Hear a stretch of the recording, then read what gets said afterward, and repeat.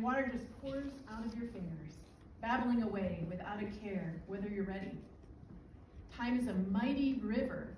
Wade in, water up to your calves, pulling you down, through your toes, your ankles sunk deep in the sand.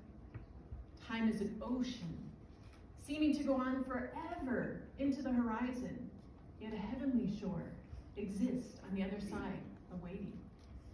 Before all of you arrived, I showed some pictures.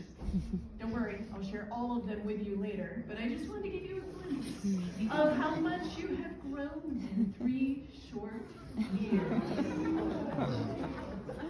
As children, we learn the joy of the sea. We splash and play and jump in the waves.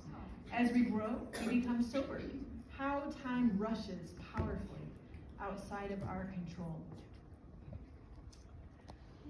I asked how many years the average life we have, and it's about 75. If we're to represent it with squares, this is one for each month, and this is how much of your life you've already lived.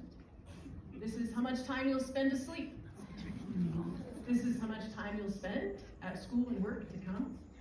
This is how much time you'll spend driving to school and work. How much you'll spend running, doing chores, running errands. This is how much time you'll spend in the bathroom. So, at the end of our life, we have this much free time.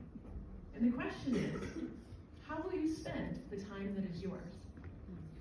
I asked some seniors how they were most thankful that they spent their time in high school. Sam said, "When I look back on how I spent my free time in high school, I am most glad I invested in what I was wildly passionate about. It took me the first 2 years within high school to figure that out, but when I realized what those things were, I poured myself into them. Whether it was business, my faith, learning the guitar, coming to school early to work out, participate in competitions, Model UN, playing Rocket League, or running clubs at school, I committed myself to 120% to anything I did, and it paid me dividends. My self-esteem skyrocketed. I enjoyed the things I did, and by equipping myself well, I was able to glorify God in those things. All that to say, when I look back, I am most glad I was able to identify what I was passionate about and had the courage to pursue them with my entire being. It has molded me in invaluable ways." I also asked Faith. She said, "When I look back on how I spend my free time, I'm most glad that I invested my time in sports, dance, theater, and spending time with the people I care about. I also explored my passions and interests, which have shaped what hobbies and extracurriculars I want to pursue in college. I enjoyed spending time in internships and interest-related activities because I want to pursue the medical field. It has been so fun for me to embark on shadowing experiences and hands-on activities. Spending time with my friends and people I care about has helped me to learn about myself and grow as a person." And as you know, Sam and Faith, you know that their high school years have been well-lived. You also might realize what's not been mentioned in their list of things they have valued most. Something that a lot of us spend a lot of time doing that they didn't value very much. Average amount of time spent on screens. What a waste. You could take up all your free time. But I know you guys better than that. I know you want to make purposeful choices that will bring good. Jesus said, "A thief comes only to steal and kill and destroy, but I've come that you may have life abundantly." And I know that that is what you seek, is an abundant life. And I know that the choices you make and the decisions you decide will define you is an important part of that. But I would also say the attitude you bring into your decisions is equally important. Can you imagine if Sam and Faith had shown up apathetic to all those activities, or frustrated or upset with the world? What a waste that would have been. In fact, we need both passionate activities and a productive attitude in order to gain all that life wants to offer us. Actually, my time at Roslyn has been a bit of a time of growing in my attitude. I know I'm Mrs. Nicest, I smile all the time, but actually God's grown me a lot in my attitude during my time at Roslyn.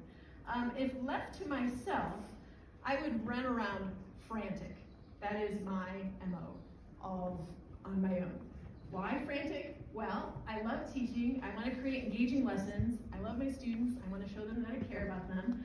I am a wife and a mom, and I love creating healthy food and a clean house. And I want to stay fit. I want to write. I want to stay in touch with people back home.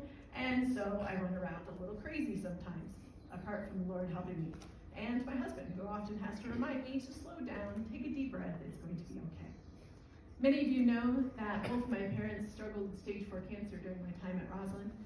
I spent many days face to face with the reality of their mortality, and I've seen them narrow life down to what was really most important to them. If you and I only had a month left, we would very quickly see what was important to us.